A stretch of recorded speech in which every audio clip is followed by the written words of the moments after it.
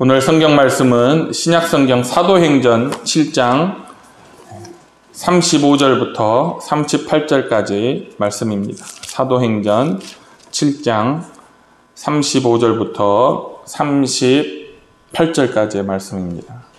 사도행전 7장 35절부터 38절까지 신약성경 198쪽에 있습니다. 사도행전 7장 35절부터 38절까지 우리 한 목소리로 같이 읽어보겠습니다. 시작. 그들의 말이 누가 너를 관리와 재판장으로 세웠느냐 하며 거절하던 그 모세를 하나님은 가시나무 떨기 가운데서 보이던 천사의 손으로 관리와 속량하는 자로서 보내셨으니 이 사람이 백성을 인도하여 나오게 하고 애굽과 홍해와 광야에서 40년간 기사와 표적을 행하였느니라. 이스라엘 자손에 대하여 하나님이 너희 형제 가운데서 나와 같은 선지자를 세우리라 하던 자가 곧 이 모세라. 시내산에서 말하던 그 천사와 우리 조상들과 함께 광야 교회에 있었고 또 살아있는 말씀을 받아 우리에게 주던 자가 이 사람이라. 아멘. 오늘 방금 읽은 본문으로 모세와 그리스도라는 제목으로 함께 말씀을 나누고자 합니다. 사도행전이 이렇게 한 장 한 장씩 말씀을 보고 이렇게 지나가려고 했는데 의외로 사도행전에 금맥이 있어요. 금광. 제가 오늘 우리 지구의 10대 탄광, 금을 캘 수 있는 탄광을 보니까 정말 세계 여러 군데 흩어져 있더라고요. 마찬가지로 하나님 말씀의 금맥이 성경에 여러 곳에 흩어져 있는 것 같아요.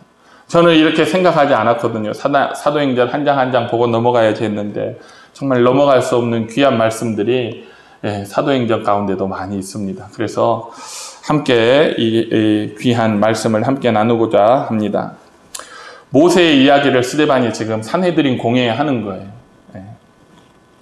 그러면서 스데반이 이 모세의 이야기를 통해서 주장하는 것을 제가 간단하게 4가지로 정리를 해보았는데, 첫 번째는 모세를 보내신 것처럼 하나님께서 예수님을 보내셨다 하는 거예요.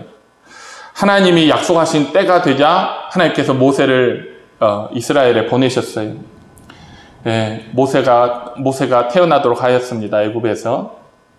그런데 사탄 마귀는 그 일을 방해하기 위해서 바로의 손을 빌어서 그 모세를 죽이려고 합니다. 그렇지만 하나님께서 모세를 건지셨어요. 또 모세는 하나님 보시기에 아름다웠고 애굽의 지혜를 배워서 말과 행동에 능하였다 그랬어요. 또 하나님께서는 자기 백성을 구원하기 위해서 40년간 모세를 광야에서 준비하는 기간이 있었습니다. 그렇게 구약 성경에서 애굽에 있는 이스라엘을 구원하기 위해서 모세를 보내신 하나님께서 때가 참에 바로 지금 이 시대에 우리를 구원하시기 위해서 예수 그리스도를 이 땅에 보내셨습니다. 이번에도 역시 사탄 마귀는요, 예수님을 죽이려 했어요. 우리가 잘 아는 것처럼 헤롯의 손을 빌어서 예수님을 죽이려 하였고 하였지만 하나님께서는 예수님을 피신시켜서 구해 주셨습니다. 예수님도 지혜가 자라고 키가 자라며 하나님과 사람 앞에 사랑스러워 가셨다고 성경 기록합니다. 예수님 역시 말과 일에 능하셨고 예수님께서 공생애를 시작하시기 전까지 나사렛에서 사셨습니다. 두 개를 비교해 놓고 보면 정말 모세와 예수님의 그런 삶이 비슷하죠. 또 그것뿐만 아니라 배척당했습니다. 이스라엘 백성들이 모세를 배척했죠. 누가 너를 관원과 재판장으로 우리 위에 세웠느냐? 그렇게 모세를 배척하던 그 후손들이 예수님도 배척했습니다. 무슨 권세로 내가 이런 일을 하느냐? 누가 너에게 이런 권세를 주었느냐? 예수님이 말씀을 전하고 복음을 전하고 병자들을 고치고 귀신들을 쫓아내니까 그들이 하는 말이에요. 누가 너를 우리 위에 세웠느냐? 누가 너에게 이런 권세를 주었느냐? 그랬죠. 또 세 번째는 유일한 중보자예요. 모세는 이스라엘 백성에게 백성을 애굽에서 건져내고 그들에게 하나님의 말씀을 전달한, 율법을 전달한 유일한 중보자예요. 다른 사람이 없었습니다. 마찬가지로 예수님은 그를 믿는 사람들에게 영생을 주시고 그를 죄와 사망의 속박에서 구원해 주시고 그들에게 복음의 말씀을 주셨습니다. 그래서 요한이 율법은 모세로 말미암아 주신 것이요 은혜와 진리는 예수 그리스도로 말미암아 우리에게 왔다, 이렇게 증언을 하였습니다.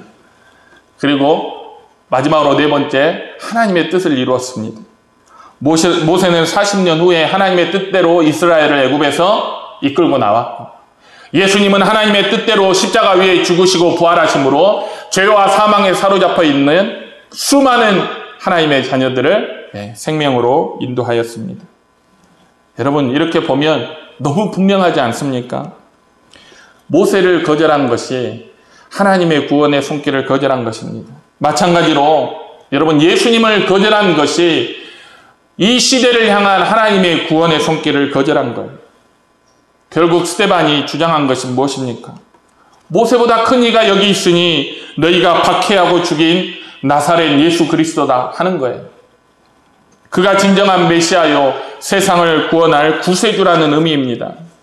베드로도 여러분 똑같은 말을 했어요. 사도행전 초반부에 뭐라고 했습니까? 수많은 사람들이 모였을 때 그런즉 이스라엘 온 집이 정령이 알지니 너희가 십자가에 못 박은 이 예수를 하나님이 주와 그리스도가 되게 하셨느니라. 이렇게 똑같은 얘기를 하죠.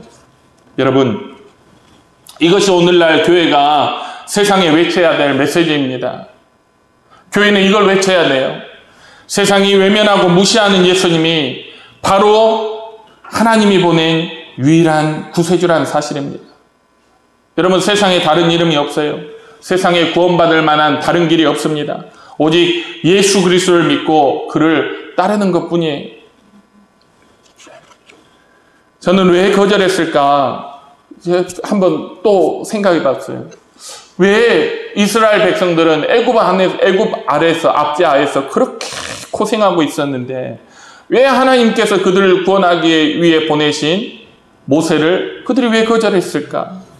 그들의 말 속에 분명히 나타나 있더라고요. 그들이 뭐라 했습니까? 모세에게. 누가 너를 관원과 재판장으로 우리 위에 세웠느냐? 애굽 사람을 죽인 것 같이 나도 죽이려느냐? 그들이 이렇게 얘기를 했습니다. 두 가지가 이 말 속에 들어있는 거예요. 첫 번째는 간섭받고 싶지 않다는 거예요. 간섭받고 싶지 않다. 내 일은 내가 알아서 한다. 내 문제는 내가 해결한다는 거예요. 너의 도움이 필요 없다. 죽든지 살든지 내 일은 내가 알아서 한다는 거예요. 여러분, 이게 오늘 우리가 사는 이 시대의 정신이에요.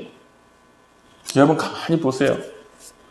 사람들을 가만히 보세요. 방송을 통해서든 뉴스를 통해서든 사람들을 가만히 보세요. 이 시대 정신이 뭡니까? 내일은 내가 알아서 할 테니까 간섭하지 마. 그거예요. 내가 중심입니다. 내가 기준이에요. 내가 전부입니다. 나 외에 다른 이가 없습니다. 하나님이든 예수님이든 누구든 나를 간섭할 수 없습니다. 여러분, 자녀를 키우다 보면요, 어느 때가 가장 어려운 때입니까? 자녀를 키우다 보면 어느 때가 가장 어려운 때예요. 뭐라고 얘기를 하면 내가 알아서 한다니까. 엄마, 내가 알아서 할게. 아빠, 내가 알아서 할게. 상관하지 마. 간섭하지 마. 우리 자녀가 그런다는 게 아니라요. 여러분, 자녀들이 대체적으로 그렇게 반응하지 않습니까? 조금 크면요, 엄마, 아빠가 야, 얘가 이렇게 해야 되지 않아? 저렇게 조금 했으면 좋겠는데, 엄마, 내가 알아서 한다니까. 간섭하지 마. 아빠, 간섭하지 마. 그때가 제일 어려운 때예요, 자식 키울 때. 그런데 이스라엘이 이렇게 하나님께 제가 알아서 하겠습니다. 하나님 간섭하지 마세요. 제 삶은 제가 알아서 해요. 한 결과가 뭐예요? 그 결과가 무엇입니까? 애굽에서 노예 종살이 하는 거였어요. 하나님께서 왜 모세를 보냈습니까?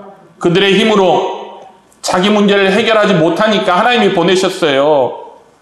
그들에게는요, 그런 힘이 없습니다. 자기 그 문제를 해결할 힘이 없어요. 지혜도 없고 지식도 없고. 제가 이스라엘의 역사를 보니까 이 사람들은 그런 의지도 없어요. 내 문제를 내가 해결해 봐야겠다. 내가 애굽에서 노예로 이렇게 고난과 고생을 하는데 내가 한번 이 문제를 해결해 봐야겠다 하는 그런 의지도 없었어요. 여러분, 출애굽 후에도요, 하나님께서 그들에게 구원을 주셨는데도 정말 어려운 일이 있으면 뭐라고 했습니까? 애굽이 좋았는데, 애굽의 그 고기가마 옆에서 떡을 배불리 먹던 그때가 정말 좋았는데 정말 애굽으로 돌아가고 싶다 하는 게 그들의 마음이었습니다. 자신의 비참하고 불쌍한 그런 처지에 대한 인식이 없었어요. 그래서 이 사람들이 내 문제는 내가 알아서 한다 하는 만용을 부리는 거예요. 여러분, 똑같이 오늘날 복음을 거부하고 예수 그리스도를 이 시대가 거절하는 이유가 뭡니까? 거부하는 이유가 뭐예요? 자기 자신에 대한 올바른 이해가 없기 때문입니다. 여러분, 사람이 정말 자기 자신이 처해 있는 상황을 안다면요, 하나님을 거부할 수가 없어요. 무서운 심판과 영원한 저주가 코앞에 닥친 사실을 알고 있다면 하나님을 거부할 수가 없어요, 여러분. 그 사람들 가운데는요, 어려움없이 느끼는 사람도 있어요. 제가 이렇게 하나님을 안 믿는 사람들 만나보니까요, 한 50대가 넘어가면 이 인생이 이제 의미를 찾기 시작해요. 50대가 넘어가면. 인생에 뭔가가 있을 것 같은데, 신이 있을 것 같은데, 뭔가 절대자가 있을 것 같은데 하면서 뭔가를 찾아요. 네. 그렇게 뭔가를 찾지만 결국은 뭐예요? 모르겠다. 내일은 내가 알아서 해야지. 다시 돌아갑니다. 여러분, 사람들이 인류에게 닥친 재앙의 실체를 몰라요. 여러분, 모두가 지금 모두가 재앙을 얘기해야 될 때예요. 사실 기후변화로 우리는 재앙 가운데 이미 들어와 있어요. 여러분, 세계가 서로 분쟁하고 대립하고 전쟁하는 것을 보세요. 오늘만 해도 막 포탄이 떨어지잖아요. 누가 상상이나 했겠습니까? 우리는 사실 재앙 앞에 서 있어요. 그걸 안다면 오늘이 마지막이 될 수 있구나. 내일이 내 삶의 마지막이 될 수 있겠다. 그러면 사람들의 삶과 태도가 좀 달라지지 않겠습니까? 자기들이 처해 있는 진짜 상황과 그 형편에 대한 올바른 이해가 없는 거예요. 말해줘도 믿지 않습니다. 그리고 실제 그들의 상황과 형편에 대해서 말해주면 뭐라고 합니까? 귀찮아. 나 그냥 이대로 살다 죽을래. 어떤 사람은요, 차라리 나 지옥 갈란다. 나 이렇게 살다가 그냥 차라리 지옥 갈 테니까 귀찮게 하지 마. 여러분, 지옥이 어떤 곳인지를 모르는 거예요. 하나님의 심판이 얼마나 무서운지를 모르는 거예요. 세상이 그들의 눈과 귀를 가리고 있다는 사실을 여러분, 그들이 깨닫지 못하는 거예요. 우리도 마찬가지예요. 우리도. 세상이 때로는요, 믿는 자의 눈과 귀도 가리고 있습니다. 공중 권세 잡은 마귀는요, 우리가 어떤 경각심 이런 걸 갖지 못하도록, 우리가 처한 상황에 대한 바른 인식을 하지 못하도록 때로는 우리의 귀도 막고 우리의 눈도 가려요. 그래서 신약 성경이 교회에 대해서 뭐라고 합니까? 깨어나라 그러는 거예요. 깨어나라. 잠들지 마라. 잠들었다는 말은 뭐예요? 우리가 경각심이 없는 거예요.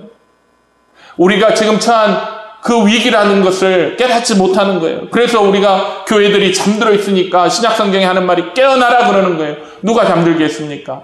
누가 우리의 눈을 가렸습니까? 누가 우리의 귀를 막았습니까? 온수 마귀가 한 거예요. 예레미야 시대에 선지자들의 메시지가 있었습니다. 지금 예레미야 시대는 이제 나라가 바람 앞에 등불이죠. 곧 나라가 이제 무너지는 거예요. 무너지고 있어요.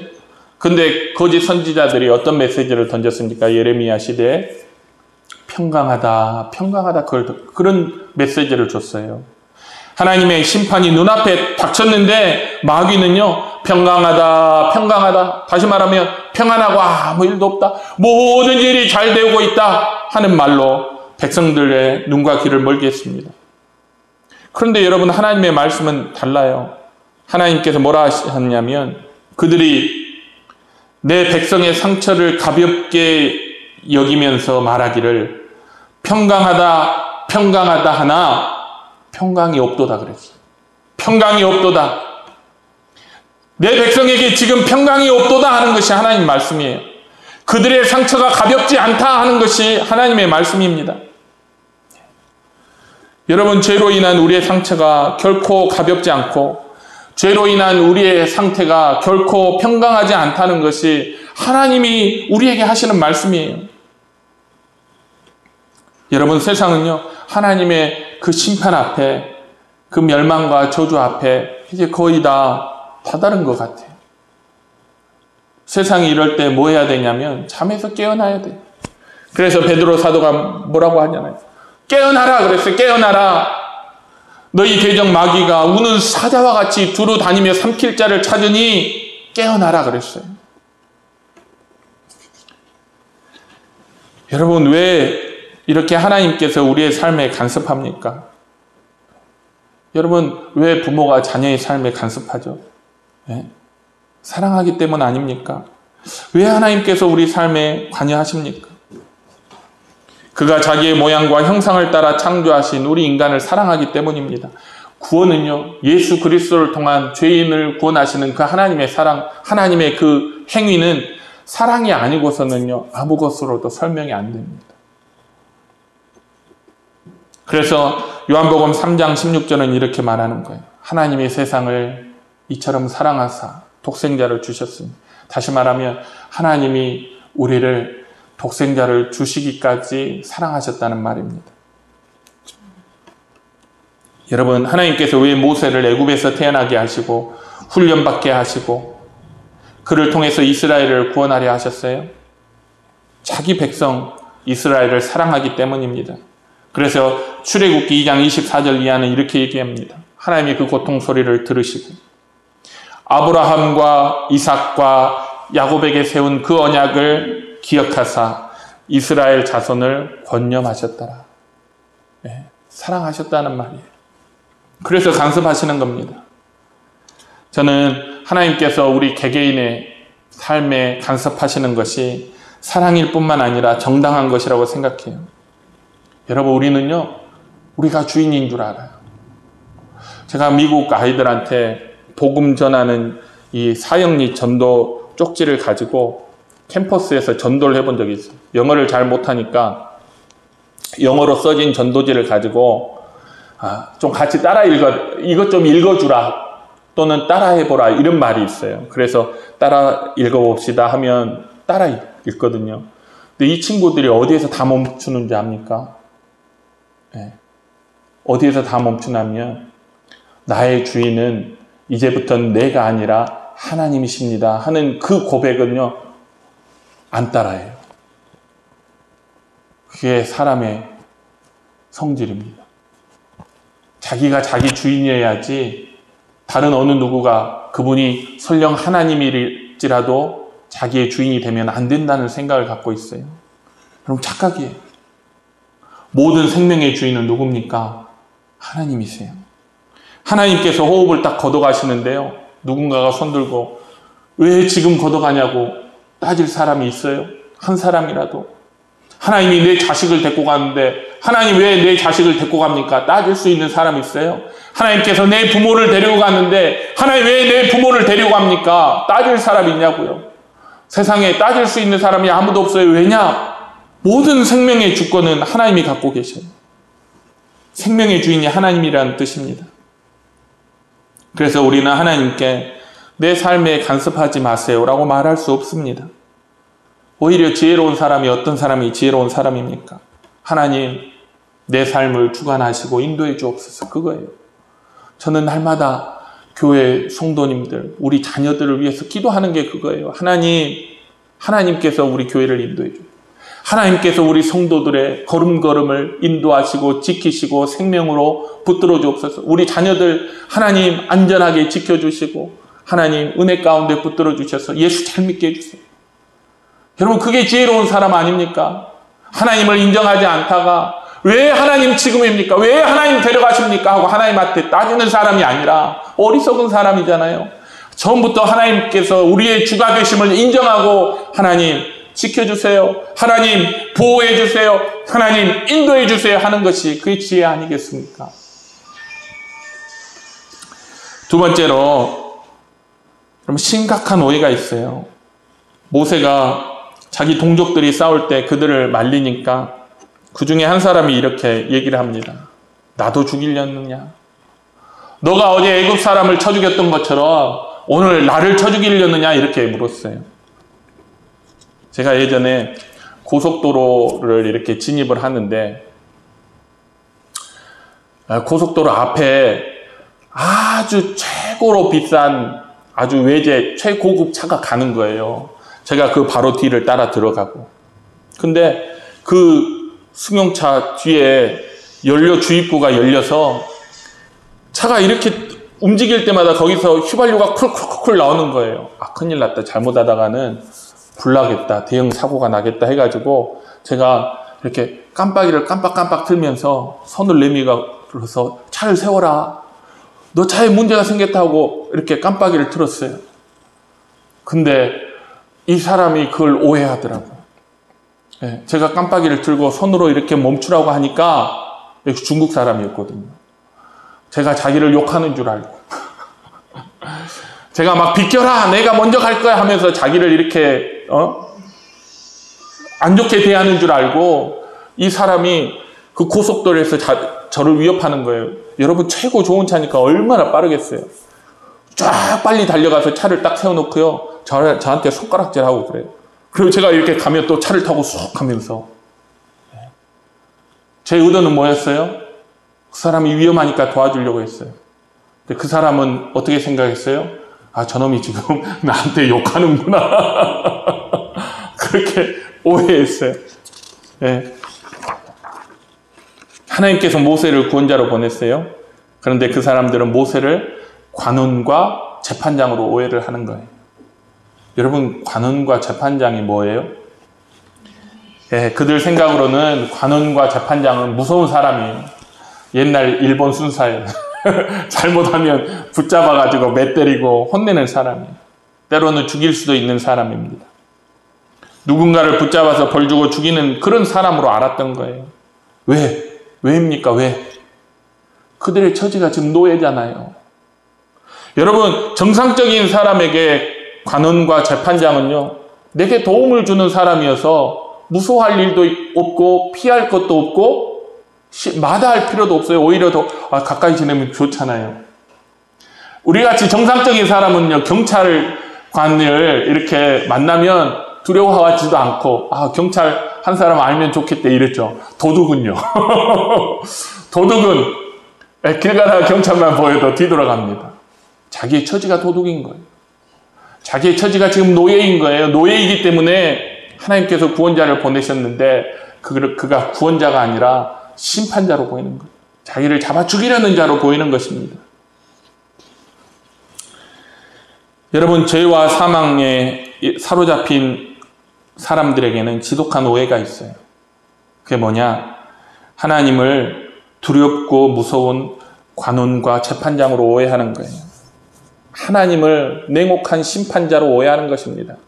그래서 우리 기독교를 반대하는 그 반대 단체에서 서울에 있는 시내버스에다 전부 다 시내버스에다 광고를 하나 붙이고 다닌 적이 있어요. 그게 뭐냐면 자기가 창조한 사람을 심판해서 지옥불에 보내는 하나님은 하나님이 아니다.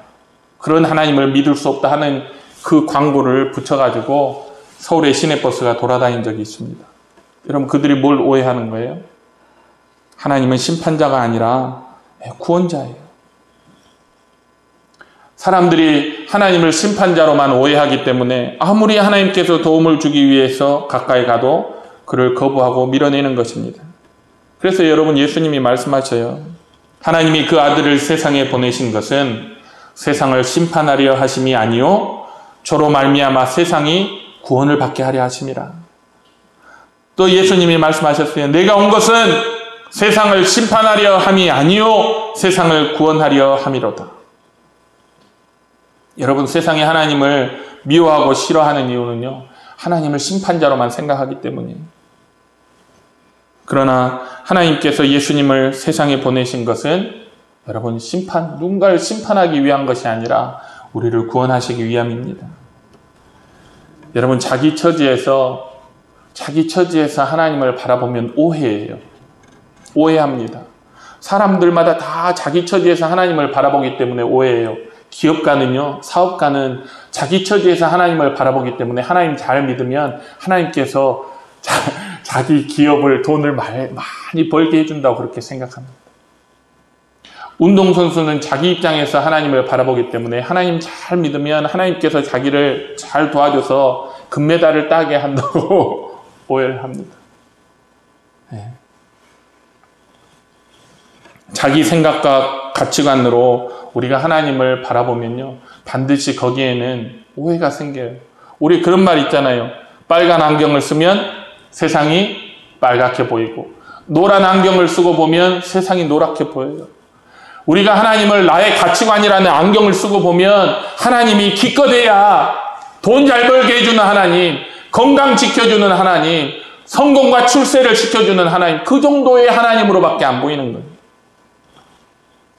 그래서 성경은 하나님에 대한 지식은 철저히 성경 말씀에서 시작해야 한다고 우리에게 그렇게 말씀하고 있어요. 여러분, 우리가 하나님의 말씀을 통해서 하나님을 알게 되면 하나님을 마다할 사람 없고, 오해할 사람 없고, 미워할 사람 없어요. 오히려 하나님을 가장 사랑할 수밖에 없습니다. 자기의 모든 지식과 자기가 자랑하는 모든 것을 사도 바울은 배설물을 버린 것 같이 버려버렸다고 그랬어요. 하나님을 알고 나니까, 예수 그리스도를 알고 나니까, 오직 그에게 가장 귀하고 소중한 것은 예수 그리스도밖에 없다라고 사도 바울이 얘기하고 있지 않습니까? 말씀을 정리합니다. 하나님께서 우리 삶에 간섭하시는 것은 만물의 창조주요, 생명의 주관자로서 정당한 거예요. 그러나 그 정당성보다 더 중요한 것은 여러분, 하나님께서 우리를 가장 사랑하시는 거예요. 하나님이 온 세계 우주 만물을 다 하나님 소유잖아요.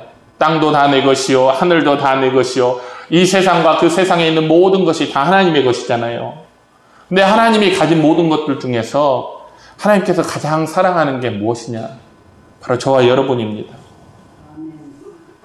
여러분 생각해 보세요. 하나님이 우주를 창조하셨는데 하나님이 태양을 나보다 더 사랑하겠습니까? 지구를, 무슨 우주를 나보다 더 사랑하겠습니까? 저 하늘의 별을 나보다 더 사랑하겠습니까? 하나님이 무엇을 가장 사랑하겠어요? 하나님이 소유한 것 중에 하나님이 무엇을 가장 사랑하겠습니까? 저와 여러분입니다. 그걸 뭘로 할 수 있냐? 하나님은 아들을 우리에게 주셨어요. 우리 때문에 자기 아들을 내주셨다는 거예요. 얼마나 하나님이 저와 여러분을 사랑하시는지 그 말씀 하나로 알 수 있어요. 그렇기 때문에 그만큼 사랑하기 때문에 하나님은 저와 여러분의 삶에 관여하는 거예요. 제가 우리 아이들이 자라니까 우리 아이들의 삶에 이제 스스로 알아서 하도록 관여하지 않아 봐야지, 간섭하지 않아 봐야지. 불가능해요. 내 자식 아니고 내가 미워하는 아이라면요, 상관없어요. 관여도 안 해요. 그러나 나에게 너무 귀하기 때문에, 내가 너무 사랑하기 때문에 아이가 잘못하면 야야야 그렇게 안 했으면 좋겠는데 간섭하게 되고 관여하게 되는 거예요. 하나님이 우리를 사랑하기 때문에 내버려둘 수가 없는 거예요, 여러분. 그래서 하나님이 우리의 삶에 개입하셔서 우리를 바른 길로 인도하시고, 때로는 사람 막대기와 인생 채찍으로 우리를 훈계하시고, 우리를 바른 길로, 생명의 길로, 구원의 길로 인도하시는 겁니다. 그렇기 때문에 여러분, 하나님께서 우리 삶에 싹 들어오실 때 하나님을 기쁜 마음과 감사하는 마음과 경외하는 마음으로 그 하나님을 영접하여 맞이하여 드릴 수 있는 저와 여러분이 되기를 주님의 이름으로 축원합니다. 세상이 하나님을 오해하는 것은 죄와 허물로 비참해진 자신의 관점에서 하나님 바라보기 때문이에요. 나면서부터 죄와 사망의 노예로 태어나서 그 가운데 살면서 하나님을 보기 때문에 우리 하나님을 구원의 하나님으로 보는 게 아니라 도둑이 재발저린다고 하나님을 심판의 무서운 하나님으로 오해하는 거예요.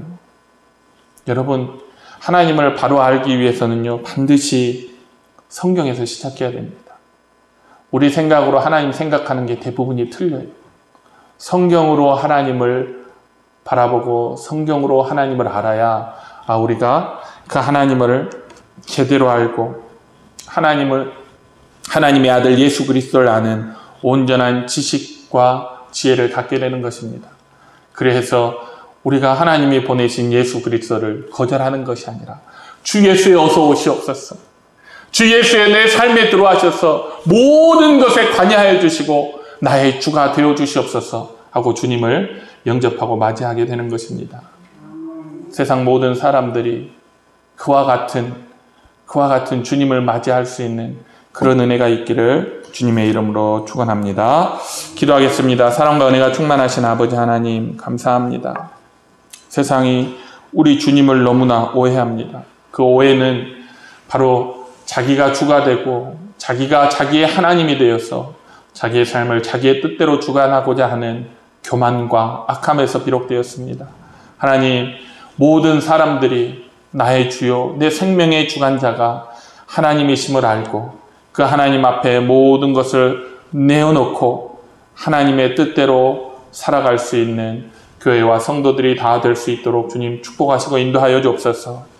우리의 가치관, 우리의 편견으로 하나님을 바라보는 일을 멈추게 하시고 항상 하나님을 향해 나아갈 때는 말씀을 통해서 나아가며 말씀을 통해서 하나님을 알고 말씀을 통해서 하나님과 교제할 수 있는 교회와 성도들이 되도록 인도하여 주옵소서. 감사드리며 예수님의 이름으로 기도드립니다. 아멘.